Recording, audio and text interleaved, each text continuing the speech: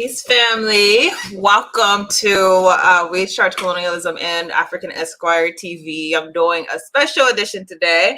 It's going to send some messages, let people know I'm getting started. But just to let you all know, so today's going to be a special edition of African Esquire TV. Some of you, I'm sure by now, most of you who know this channel knows that I wrote a book.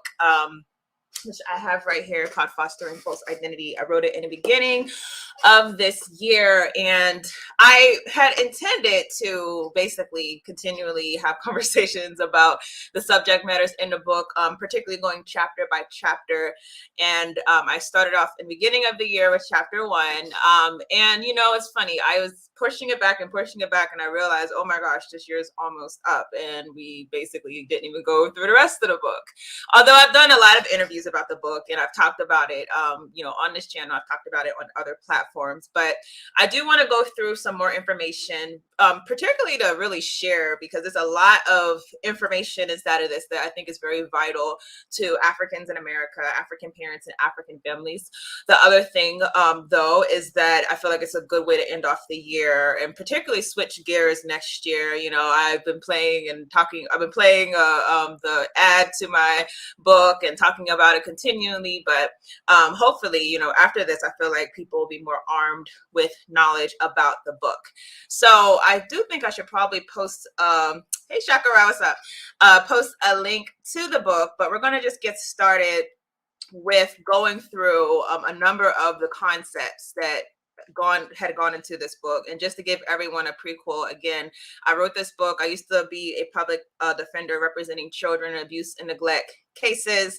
And whenever I was a public defender, one of the things that I started recognizing is that this system that is supposed to be a charitable system, this system that's supposed to be one that's protecting children, is really a setup. As we know, white supremacy, how it operates, it always operates as a setup. They give you their reason for wanting to create this system, and it's always good reasons. It's always because they want to help Africans. It's also always because they want to help poor people. But really, they have a real agenda that's always present. And so it's on us to recognize those agendas and to organize around them so that we ensure that we are not being caught inside of the web of lies that white supremacy consistently has us in.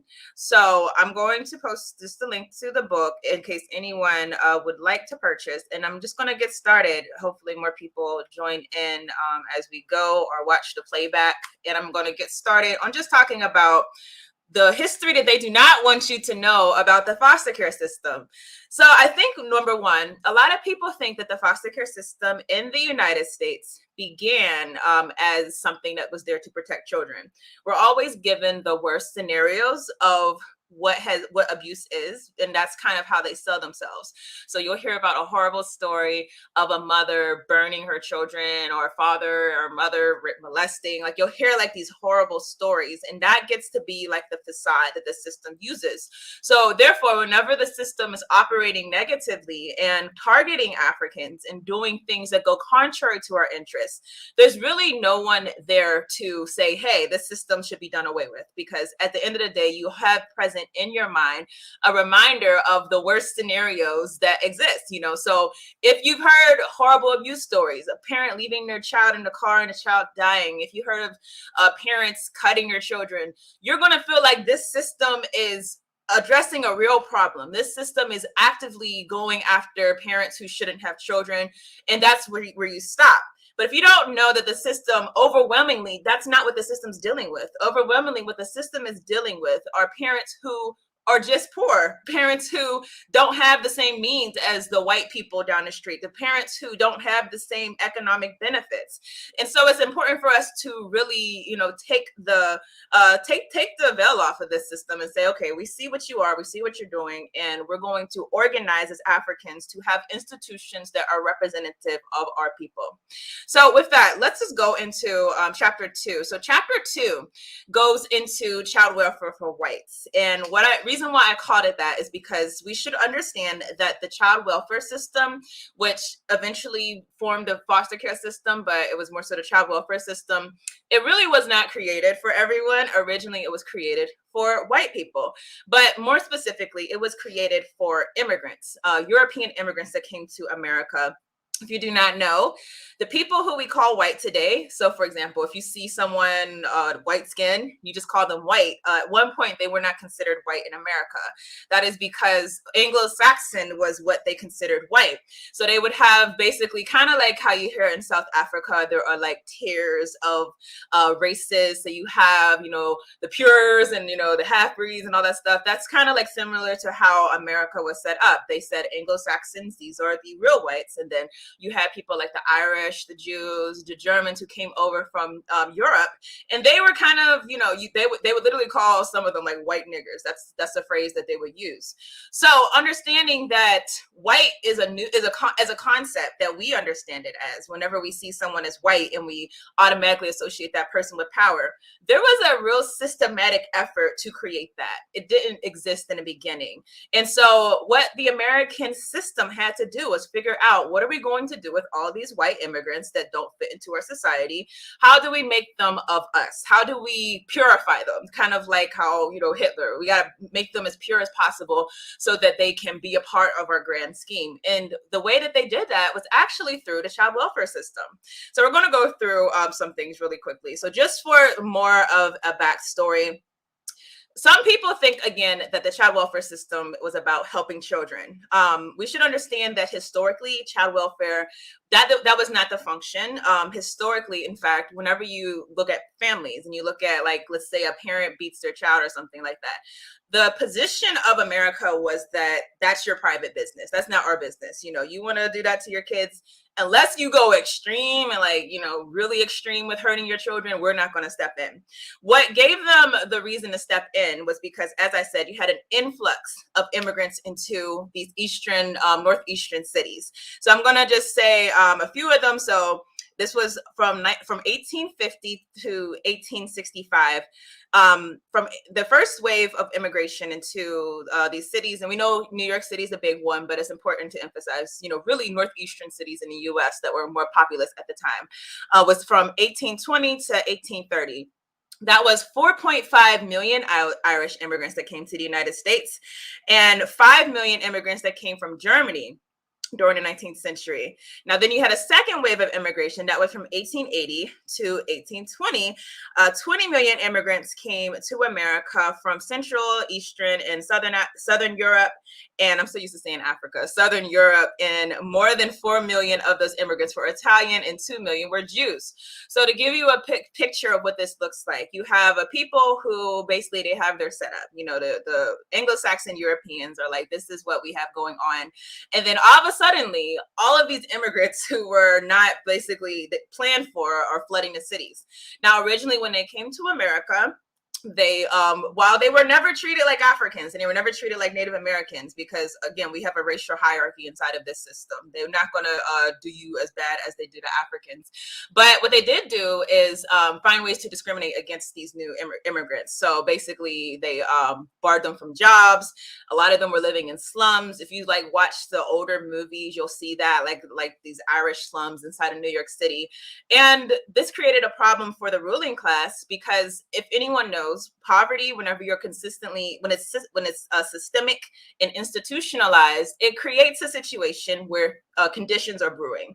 And this becomes a threat to the ruling class, because they understand that they're in a very delicate position. They have all of these people who are poor and they want to keep their money. They want to be safe while they're keeping their money. They don't want to have to suffer any consequences for their wealth.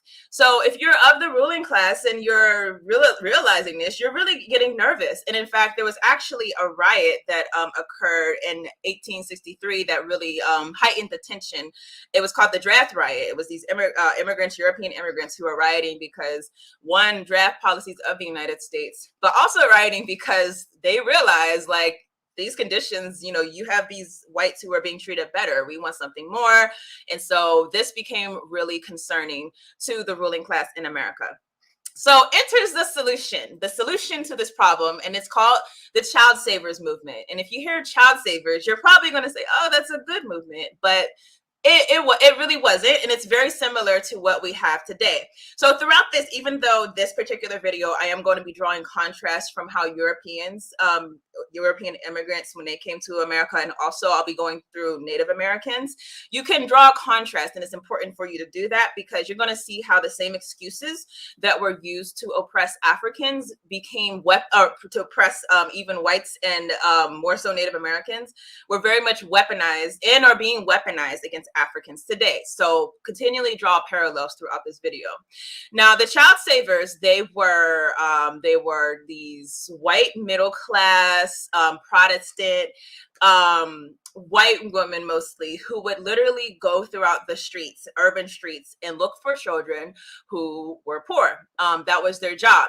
Now, they were looking for things that's important to emphasize. Children, not just poor, but more so like crime prediction, meaning vagrancy, you know, a child that has nowhere to go. If you had a child doing some type of illegal, like, you know, those games that they play when they're betting and stuff like that, anything that could look like this person in the future might engage in crime, that gave them merit to literally take those children and go and take the children and go and take them to these. They could go to orphanages, they could go to almshouses, which were basically homes for the poor, or they could give them to charities. And a judge would basically sit over there and say, okay, we give you jurisdiction over these children. Very reminiscent, like I said, to what we have today with caseworkers. So it's important to understand that they saw themselves as rescuing children from dysfunctional lifestyles. They felt like their home environment was naturally dysfunctional. And so the best thing to do was to take them out of their environment and put them into a better environment. And this is a theme that is consistent whenever you look through white supremacy, something called environment theory, meaning it's not the fact that we're oppressing you that's making you that's putting you in this position. That's not the fact. It's the fact that you're in the wrong environment. So let's take you and put you in a better environment where you'll be able to be like us, where you'll be able to adopt white customs, where you'll be able to assimilate into European society. And this is consistent. Like even back when you read the writings of people, whenever they would go to Africa and they would see these Africans, they would basically say, oh, they're like this because they're in these jungles, you know, they would write these horrible stories that like were so exaggerated and so put out of context, and they would take these things back to Europe and say they're in the wrong environment. Their environment is savage, you know, they use words like that. And if we take these people and put them into a better environment, they become civilized. And we can see how this works against our interests, because obviously whenever you look at how do you mask white supremacy, you mask it as if it's something good, as if you're trying to help people. And that's literally what was done by these Europeans whenever they would encounter people they wanted to control. Now, also want to emphasize that the poor parents, whenever their children were taken, some of them like literally didn't know where their child was. Like it wasn't even like today where at least you get like a court notice, hey, we have your kid. You don't know where your child is. And because you don't know where your child is, like you don't even know like what charity to go to and get your child back. And let's say like you literally lost contact with your child and you can't find them. Over time, they'd say, well, you abandoned your child. A lot of parents literally just didn't know where their child was. And that's how they masked it as abandonment. Now, probably one of the most infamous examples of the child savers movement came during something called the orphan train movement. And this was something, again, it's really indicative of this environment theory. Environment theory, we're going to take you children who are in your savage environments. In this case, they're saying the Irish slums or the German slums. These are savage environments. We're going to take you and we're going to ship you out west. And in this environment, you're going to become assimilated. The idea was if you're inside of a family that is a white Protestant family that's going to be of upper class, you're going to adopt who they are. And this was put into place by a man named Charles Loring Brace. I'm going to just read a quote from something that he wrote whenever he was basically pitching these ideas called The Dangerous Classes. He says, "The dangerous classes of New York, They're mainly American born, but children of Irish and German immigrants. They are ignorant as London fleshmen or costmongers. They are far more brutal than the peasantry from whom they descend, and they are much bonded together in associations such as Dead Rabbit, these are old gangs, Plug Ugly, and various other target companies. They are our enfants perdus, grown up to young manhood. The murder of an unoffending man is nothing to them. They are ready for any offense or crime, however degraded or bloody. You get the picture of how they're looking at these poor immigrant kids. It's like, wow, these people are bloodthirsty. And as they said, they see someone being murdered and it doesn't affect them. And this demonization, again, draw parallels to how we're demonized today in order to justify policies by this racist government. Another quote that I want to read by Charles Loring Brace is that he says, because I want you to understand like the anxiety behind these policies. That's the other thing we have to understand, is that they didn't just come up with the child welfare system just randomly. Like there's anxiety that's creating these systems that oppress us.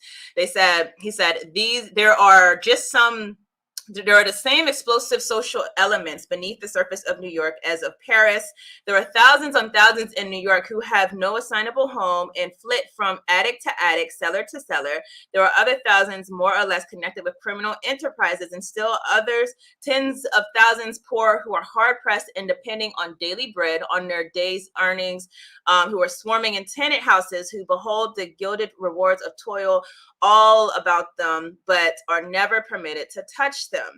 And this one, I think, is very important. He says, vagrant youth gaining influence and power, if they will gain influence and power if they're not tamed. Sorry, this font is like way too small. These boys and girls, it should be remembered, will soon form the great lower class of our society.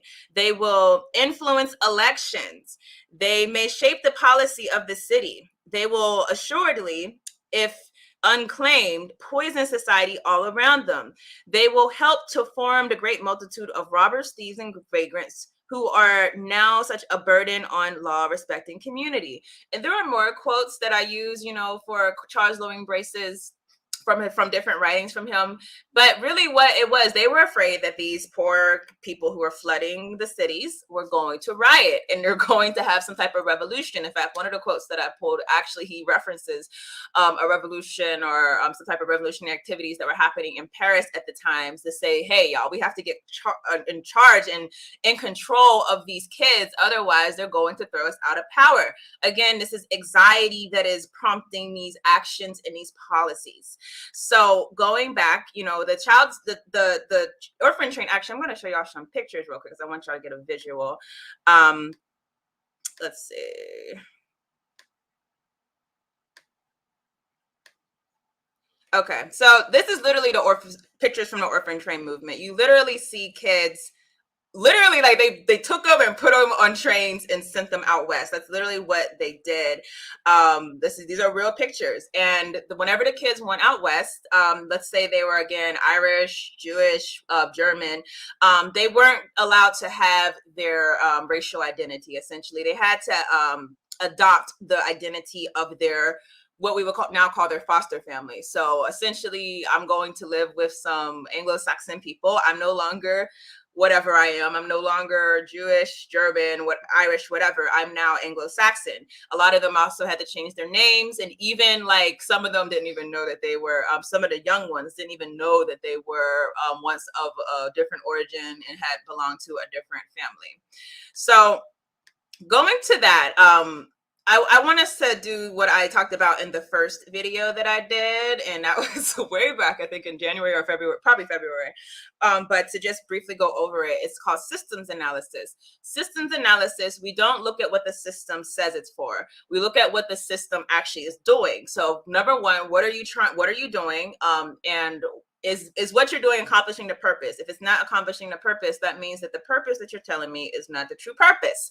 So if we're going back to a systems analysis, what we see is that the original setup of child welfare in America, it was prompted again by anxiety, it was prompted by crime prediction, and it was really used for social control, which is why I said, in the book, the child welfare system's design of social control of the Black family. That's what these systems are for. So if we look at the outputs, of the system back then, and we look at it today, I'm going to show you all a chart. I'm going to share my screen again.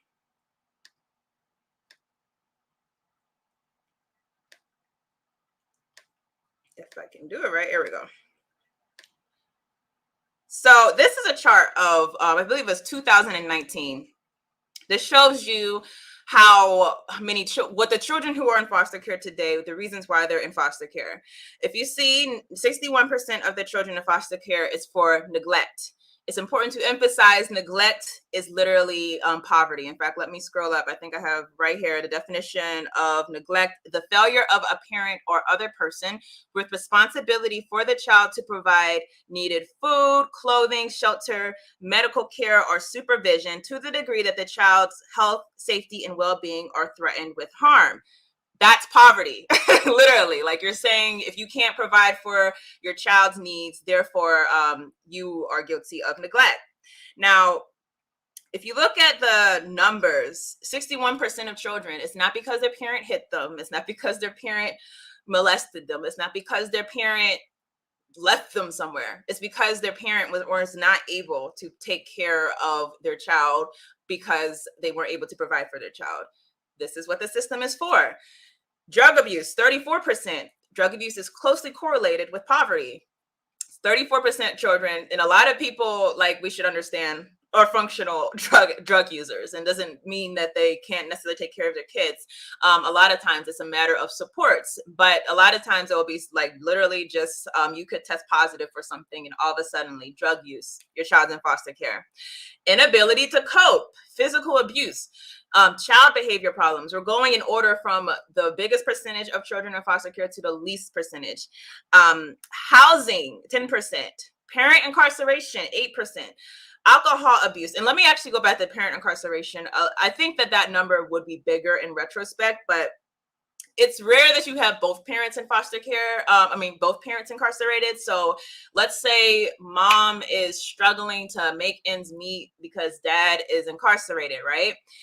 They would put the emphasis on mom because she's the one that's able to take care of the child. Dad, who's incarcerated, he's incarcerated.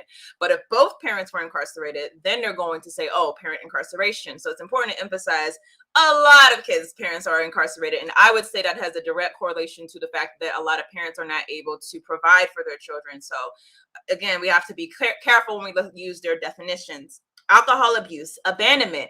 Now we have sexual abuse, drug abuse, child disability, relinquishment, parent death, alcohol abuse of the child. So I think, what I'm trying to paint is that the vast majority, the vast majority of the children who are in foster care, it has nothing to do with their parents are unable to take care of them. It has nothing to do with their parents being violent. It has it has more to do with their parents being unable to take care of them. It has nothing to do with their parents being violent or sexual abusers. And this is important to understand with systems analysis, because we can identify that the system of foster care in the United States of America, the reasons for it, it's not to protect children, it's to regulate people who are considered oppressed, people who want to be subjugated, in our case, relegate people in the African community in America. So I'm going to just pause before I switch gears. I'm about to go to the next chapter. So I'm going to see if there's any questions. And, if you have questions, feel free to also post it in the chat, and I'll get back to it after I cover the next chapter. I'll put some comments up. Yes, when I found systems analysis, that's actually probably the thing that made me want to write the book to begin with, because I knew something was wrong in the foster care system, but I didn't know how to label it because, like I said, what they put out there as far as the reasons for the system are all good things. They say the system is here because, the system's going to protect children, because we're going to make sure families are stable. So when you're hearing that, it's like, well, that's not adding up to what I'm seeing like in practice.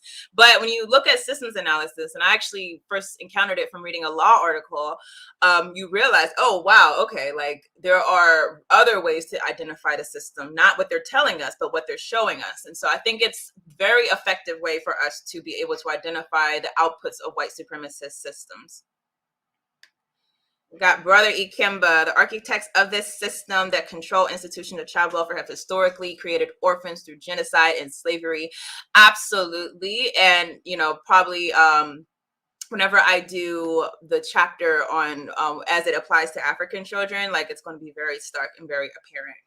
So let's go and switch gears. We're going to talk now about child welfare to Native Americans. Now, let me say, like with Native Americans, if you're going to compare the struggle of Africans in America to anyone, and I don't think it should be compared necessarily, but if you were looking for someone to compare it to, you would have to compare it to Native Americans.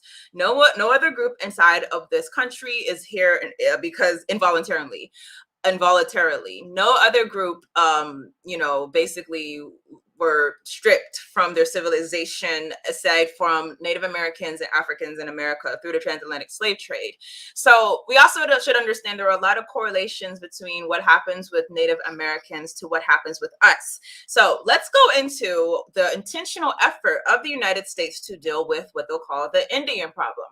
And when I say the Indian problem, and I use Indian because this is what the white racists would use, but I personally say Native American or Indigenous American, but we're going to use their term, the Indian problem. The reason why they would say something like that is because they have a problem. There's land. They want this land. They want the resources in the land. They want to harvest the land. They want control of the land. But there's this huge indigenous population who's on the land. How are we going to justify this? Okay, we're going to find ways to try to get rid of these people. Now, it's important to understand that extermination, genocide, all of these things were on the table to begin with. War, any type of way to basically rid indigenous Americans of their lands. It was on the table to begin with. But they ended up figuring out there are other ways to control this society. There are ways that don't necessarily cost us as much. I'm going to talk about the cost benefit analysis that went into some of these campaigns.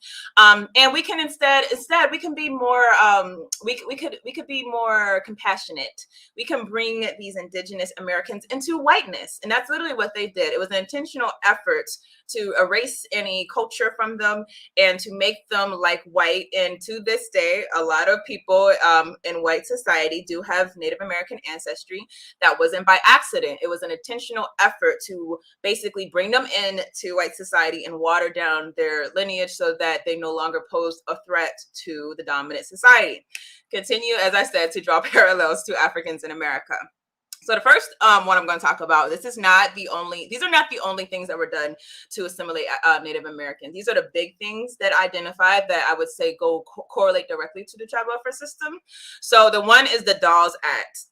The Dawes Act was by Senator Henry Dawes from Massachusetts. And he basically said, okay, we have these indigenous Americans and we want their land, but they own land communally, something that we can relate to as African people. Prior to becoming enslaved in America, we owned land communally. Communal ownership of land, this is the reason I'm anti-capitalist, y'all, is a threat to white supremacy because they want private ownership of land. So whenever you have a people in a community saying, hey, we're just going to share the resources, we're going to share the land. I actually did not realize I'm still sharing my screen, my bad. But yeah, so whenever you have a people saying, yes, we want total control of your lands, private ownership is the way that they achieve that.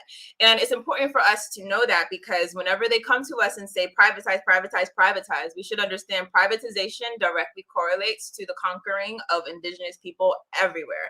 Anytime you have the settler colonialist or the colonialist come into a country, what are they saying? Privatize. Privatize because we want control over that thing. We want to take it out of the hands of the community community together, and we want it to solely be inside of our hands. So it's just important. I know some of us who come on my channel and whatnot don't like when I criticize capitalism, don't like when I say I'm socialist. Regardless of if you identify as socialist, to me, I'm not attached to any term as much as I'm a term attached to results. Anti-capitalism is absolutely essential to undoing white supremacy. Privatization is a European concept, and the whole purpose of it was to basically lay claim to your lands. Because if you think about it, if an outsider is going to come into Africa and say, hey, this land belongs to me, they need some type of doctrine to back that up. And they created these laws that said, whoever possesses it first. There's actually a legal doctrine called adverse possession. If I'm on your land long enough, then it becomes my land. Who do you think came up with that? Obviously, that was not us. So these are systems that are important to understand. Now, the idea of the act was that you're going to basically privatize Native American lands. I'm going to sum it up because I don't want to spend too much time on this.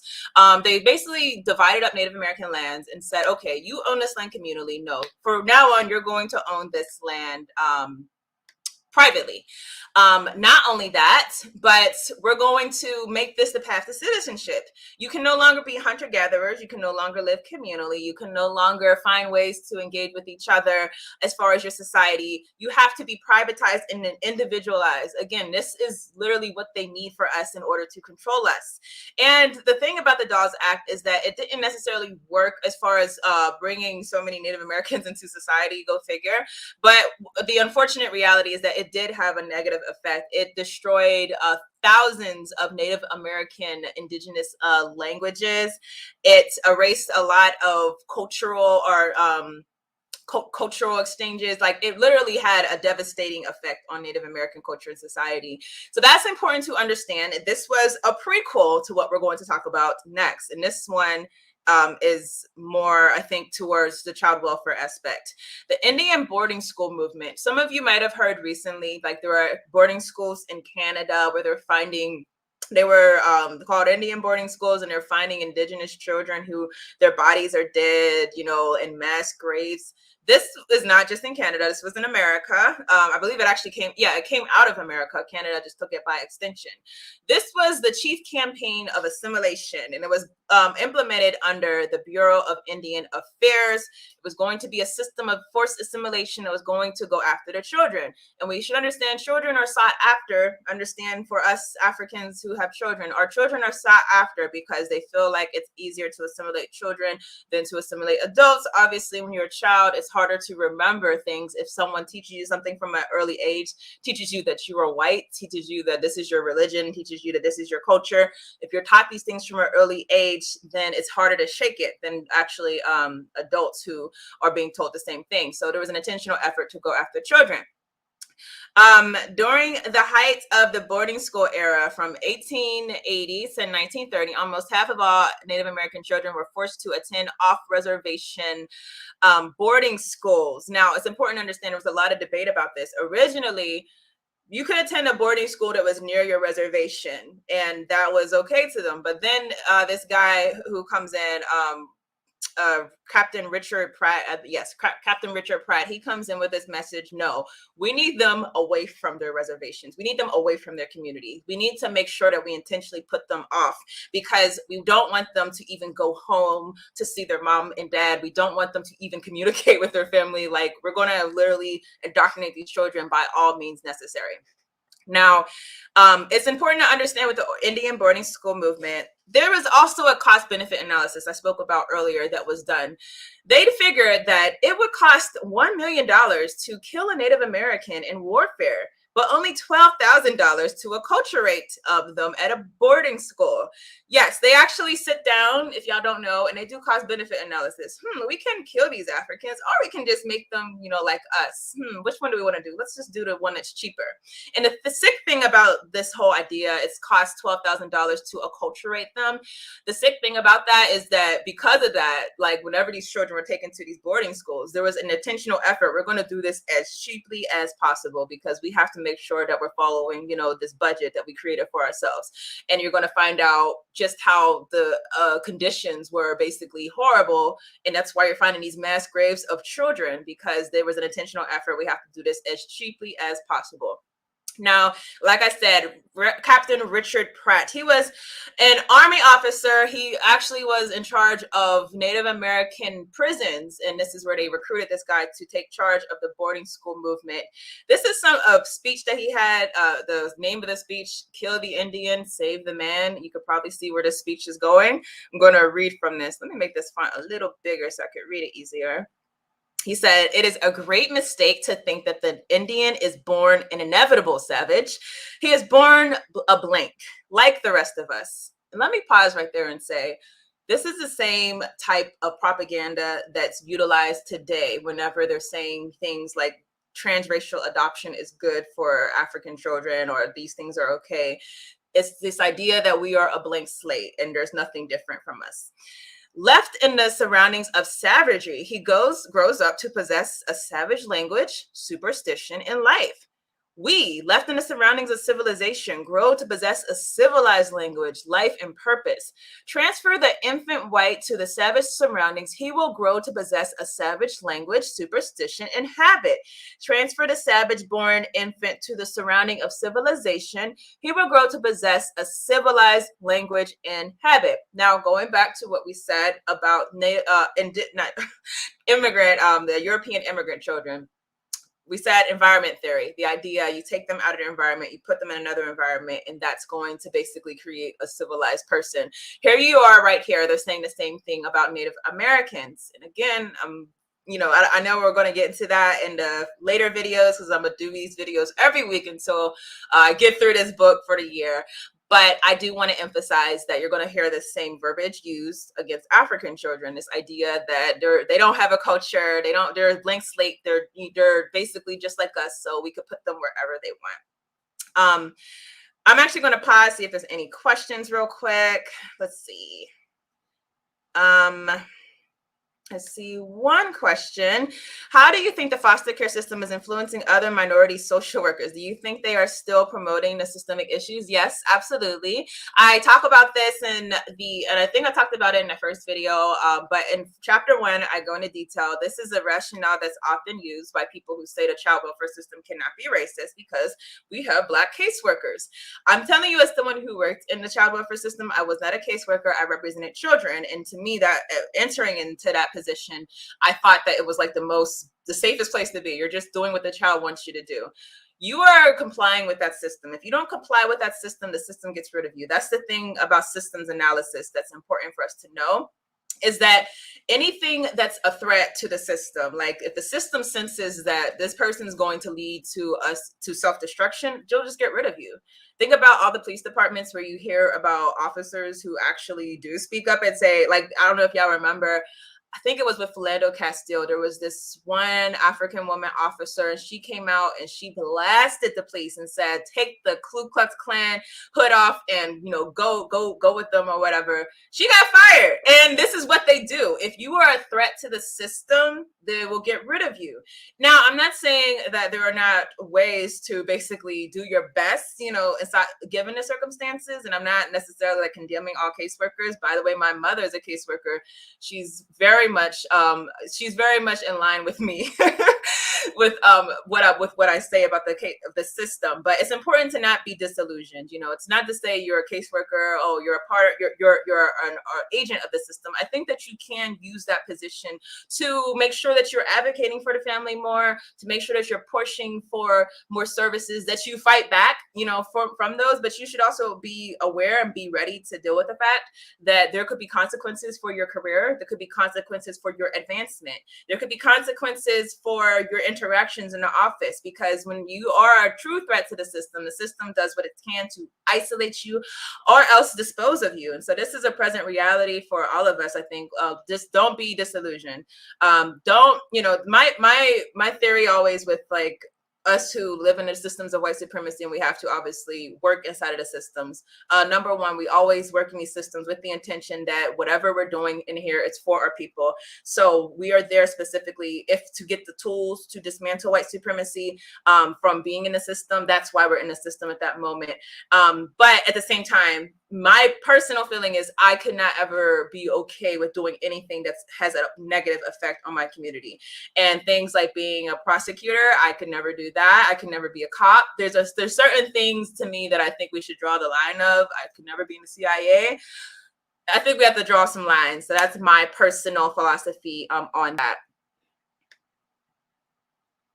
But Rudy, how are you? He says, Tierney, are you saying that the child welfare system was designed to house children from poor families out of fear that those kids are destined for criminality? Yes, criminality, but even further, destined for possible revolt against the white supremacist system, possible revolution, and what's the word? Like removing the powers that be. That's what the anxiety is. And that's what we talk about social control when we go into the later chapters. And I'll probably try to do this every Friday, y'all, to try to keep it consistent so that if anyone wants to follow along, you can follow along. That's literally, when you look at the prison industrial complex, that's what it was for. It was to control. Whenever you have the war on drugs come in, it comes at a time in the African community where they realized that their power was threatened. I mean, this is after the civil rights movement and then the Black Power movement. And then all of a sudden, do we think it's coincidental? Right after the Black Power movement, these drugs, unlike ever before, flood our communities, and then these cops flood our communities. No, in fact, the term war on drugs came out before the crack was even in the community. That should be a red flag right there. So yes, the child welfare system, systems of white supremacy in general. And I also meant to emphasize before that when I was talking about how they'll try to do things cheaply as possible, as you've seen with the Native American boarding schools, I would say that's the same thing that we see today. So we have like these foster care, the services are horrible. Children who are being traumatized, children who are being removed from their families, children who are being exposed to sexual abuse in the system are given the most subpar services. They're trying to do this as cheaply as possible. So understand these cost-benefit analysis are also happening with us.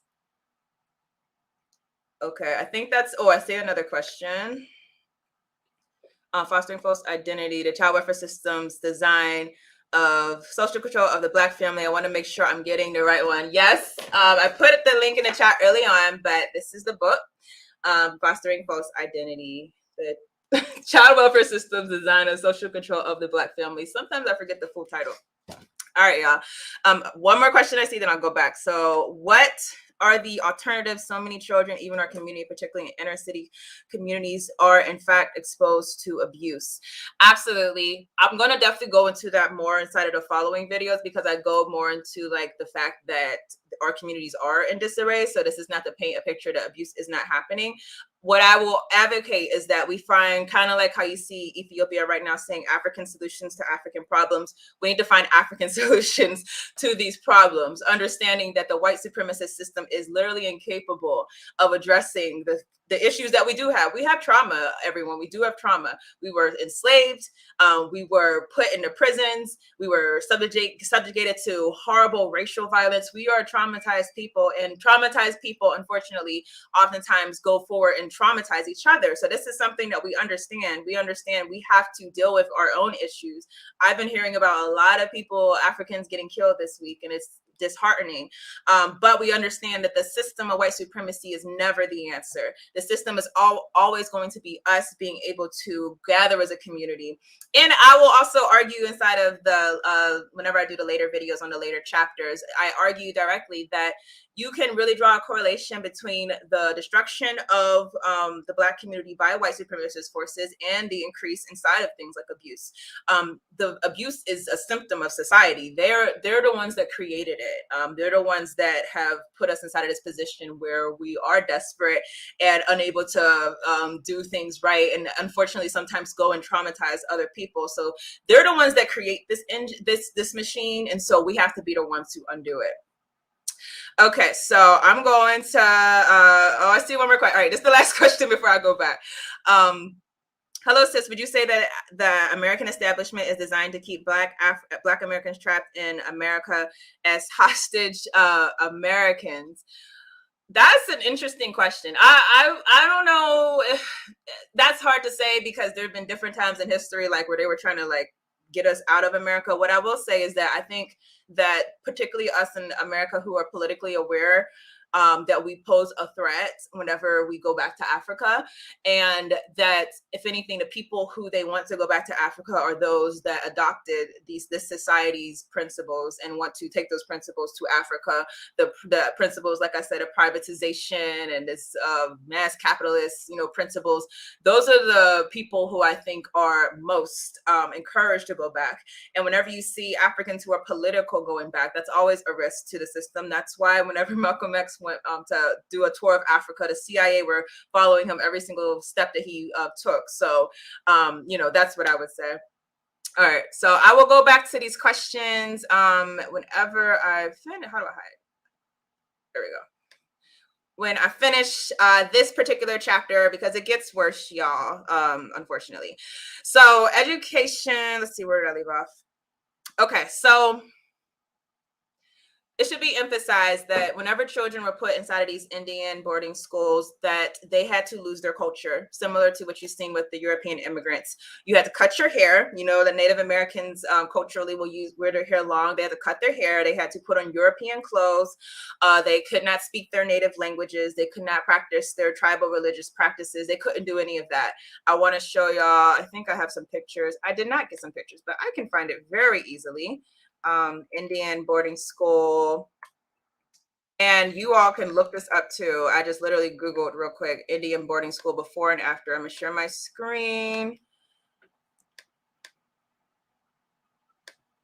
There we go.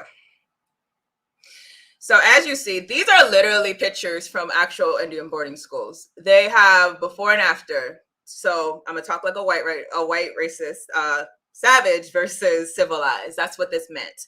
If you see right here, oh, these children to the left, they're uncivilized, but we civilized them. That's the mentality.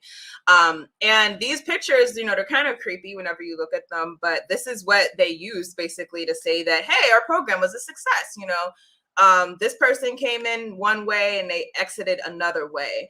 So this is just, I think, very important for us to understand, particularly, I see this movement, and I used to never really think too deep into it, but there's kind of like this idea that Africans, if we're wearing suits and have our hair cut and look presentable by European standards, that's moving forward. I think that a lot of that goes right directly to the assimilationist logic that a lot of us have been exposed to just by being inside of this system. We should never think that looking more European exempts us from the struggles of being African in America, or makes us a better position to address the problems inside of our community. So that's just a thought that I have about some people that think wearing suits is the best thing ever. So I want to also go back into the conditions, like we said, a cost benefit analysis of these schools. Now, because of that, there were, like I said, very poor conditions, overcrowded housing, inadequate food. The infrastructures at these schools was horrible. The medical care was horrible. Malnourishment, overcrowding, I think I said that. Reliance on the children. The children were used as labor. They're like, we're not just going to have these children here. We're going to make them work and actually get some money out of this. And obviously the teaching wasn't anything, low, even for European education. These teaching standards were very low. And that's why thousands, and we don't know how many, we're still finding burial grounds, or we're still finding mass graves. Thousands of these children were killed just by going to these schools. Also, I want to emphasize, a lot of them were actually abused at these schools, physically, sexually abused. So that's another added trauma. The effects of the Indian boarding school, horrible effects, very traumatized people who would oftentimes, again, so their purpose was, we make you European. Well, the two things a lot of times will happen. Sometimes you would have a child who has been so ingrained with these principles, so ingrained with this assimilation program, that they go back to their communities, they go back to their tribes, and they don't relate anymore. And they actually kind of become an outcast because they've adopted so many of the Europeans' cultural things. And we can think of probably people who might go away and come back to our community, and then they're just like, whoa, well, you're so different. It's the same thing. The other thing, though, is that a lot of them would go back to their tribes and they would look down on their tribes. They would say, yo, y'all are uncivilized. Oh, I'm better than you. I'm going to go live with the whites. we see that happen also inside of the Black community in America. So this is the boarding school. I think you get the picture. This is literally traumatic for children, traumatic for Native Americans. And you hear, like, if you ever want to just look into it more, look on YouTube. Like, there's very sad stories of people who were just like mentally destroyed, you know, who were boarding school survivors. It's a very horrible thing. Now, but we have to talk about child welfare because that's the whole point of this video. So we're going to relate this directly to what happened with Native Americans in the child welfare system. Now, the Indian Adoption Project, yes, that was a project, and it was by the federal government. It was funded by the Bureau of Indian Affairs and the U.S. Children's Bureau from 1958 to 1967. The project was created in an effort to ease the process for white couples who are seeking to adopt Native American children. And the same thing's going to happen when I go through, you know, basically the projects that became created to get Black children adopted. But yes, there was a shortage of white babies for white couples, and so they had to fill. It's like supply and demand. As crazy as it is, they felt like they were fulfilling a demand by getting these children some white or some Native American babies. Now, the Indian Adoption Project, to them, it was like, again, a solution to this Indian problem. You know, we want to make sure that these tribes, you know, first of all, there was always intentional efforts by this government to undermine the sovereignty of the Indian tribes, not only giving them the worst lands, but also trying their best to renege on even the treaties that they created. And so this created a real problem. Harry Truman's Hoover Commission in 1949, they actually wrote this. It's actually like a written by this commission. They said the basis for a historic Indian culture has been swept away. Traditional tribal organization was smashed a generation ago. Assimilation must be the dominant goal of public policy. They write these things out, y'all. Now, to give you an idea what happened with the Indian Adoption Project. So you actually had the actual project, but then you had like subsidiaries that operated under the project. The actual project, only 395 Native Americans were adopted by these white couples. But the breadth of the project, these other organizations that were operating under the same project actually had 12,486 Native American children adopted through the project. And this is important to emphasize because you all know that Native Americans do not encompass a big part of the U.S. population, and they're only more so populated in certain states. So this is a significant number of children being taken out of families. In addition to these high numbers of Native American children that were removed from their families, you also had a significant amount that were put into foster care.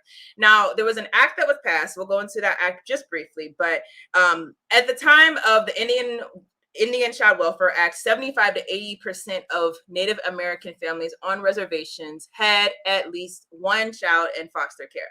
I'm going to say that again because I know sometimes I just speak quickly. 75 to 80% of Native American families on reservations had at least one child in foster care. That's huge, right? Child removals from Native American parents were rarely a sign of actual danger. The same thing that we see with these immigrant children that came from Europe. In fact, 99% were taken on the basis of vague standards such as deprivation, neglect. Again, neglect is still a standard that's used today. And they were basically thought to be too poverty stricken to support their children. So the same things are happening right here. We see the same elements, the same excuses for ripping children from their parents. This idea that the parents can't take care of them. Therefore, we're going to control this problem by putting these children with these white couples. Now, very briefly, because you know it's a lot when it comes to the Indian Child Welfare Act, but I do want y'all to know that that's kind of what not eliminated this problem, but it definitely lessened it. The Indian Child Welfare Act actually came into place from the 1960s and 1970s. We know the Black Power movement was going on at that time, and many of you might know that the Black Power movement inspired something called the Red Power movement. And the Red Power movement, credit to them, they were able to get something passed out of this that went directly to the child welfare system. So Red Power movement basically pushed the agenda that we need to get these Native American children with Native American families. And so this law exists called ICWA, the Indian Child Welfare Act. Essentially, anytime that a Native American child is taken by the state, and this is how it's supposed to run.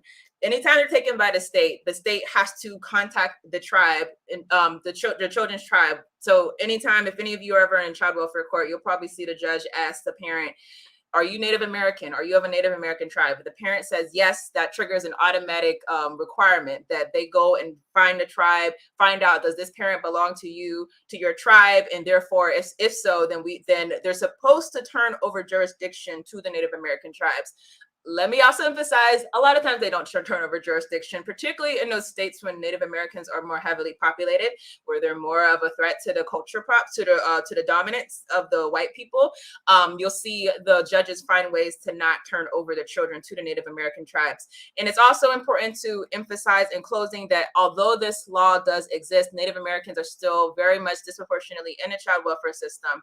In 2007, Native American children were twice more likely to be in foster care than the overall population in several states where they're basically the majority population.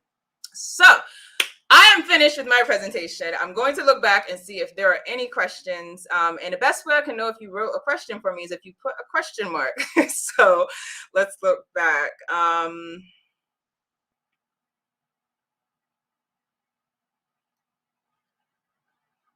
Let's see. I don't see any questions. Please do. Oh, how did they get light skin? I actually don't know. I assume it might be makeup. That's probably what it was. And I know back then, like I think men and women also wore makeup. But yes, and some of them, like, it's like, wow, like, is this the same person? But this is how they were able to assimilate these children into this culture.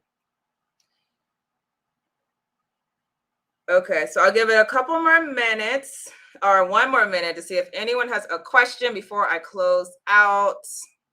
And I am going to post one more time for this video or if anyone wants to read this book themselves. It's Fostering False Identity, the Child Welfare System's Design of Social Control of the Black Family. So seeing no questions, I'm going to basically wrap up. So like I said, I'm going to try to do this Friday mornings at this time and allow everyone to ask questions. If you have the book and you had questions that you felt like weren't answered, great to post them inside of the chat. The purpose, again, of this is because we have to understand that this is really a threat in present reality. I see a lot of Africans who are more comfortable organizing around things like the prison and industrial complex than the child welfare system. And I think part of that is obviously the disinformation campaign, the idea that children that are in child welfare, their parents are all bad parents and that they deserve it, and I'm not saying you all believe this, but I think that there's definitely a segment of our community that does believe this. So I think because of that, people are less comfortable organizing around this system because ultimately we understand that children are our most precious asset. Anyone that would hurt a child, obviously, has a certain place inside of how we view them. But because of that gives the system license to literally take children from their parents, and that's a very traumatic thing. Every time I hear a child taken from their parent, it distresses me personally because I understand that child is going to go through just from the traumatic event of being separated from their parent, but also being put inside of this system. The system is very barbaric, very vicious. I hope we all understand. If you don't understand, there are many more horror stories of children that went into foster care than children who were abused. And I said this in the first video. I do want to emphasize it again, that even whenever you have children who are similarly situated, so let's say the parent has just as much money or the parent has the same type of behaviors or accusations, the child that goes into foster care always ends out worse as far as long-term effects than the child that was kept with their family.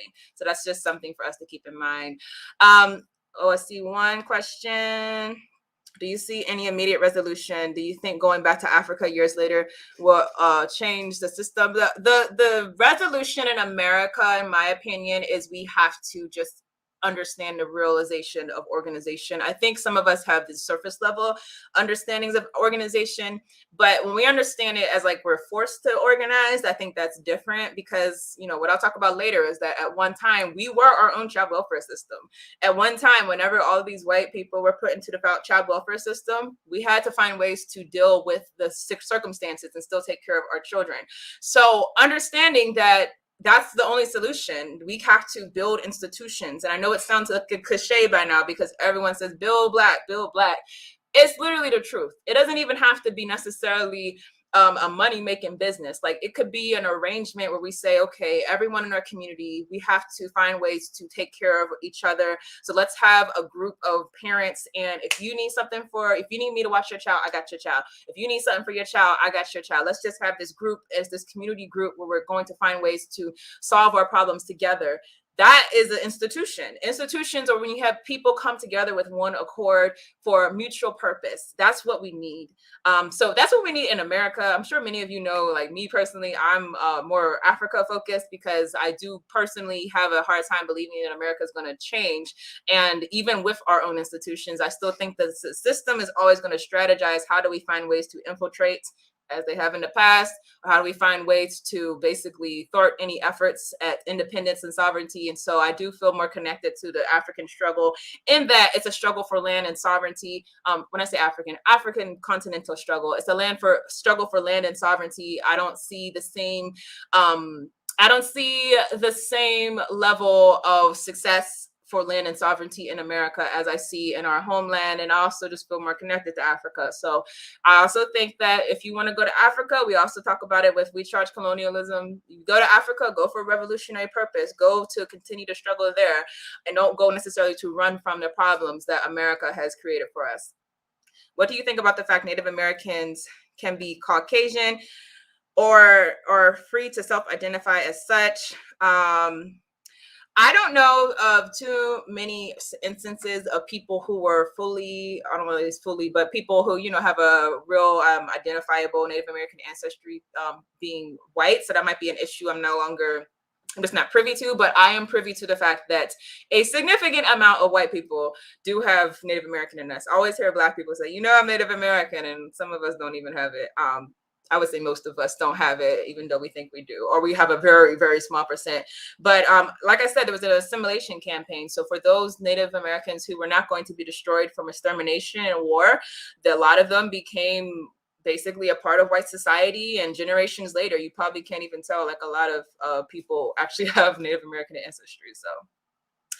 All right, everyone, thank you for tuning in. And tomorrow, WCC is having our podcast and book club. Please tune in for that, 10 a.m. on Saturday, 10 a.m. Eastern time. And then also on Tuesday, I'm going to be interviewing Brother Obi Egbuna Jr. You know, he always brings the fire. So the time, I believe, is Tuesday at 1 p.m. Eastern time. So thank you all. We'll see you in the next video.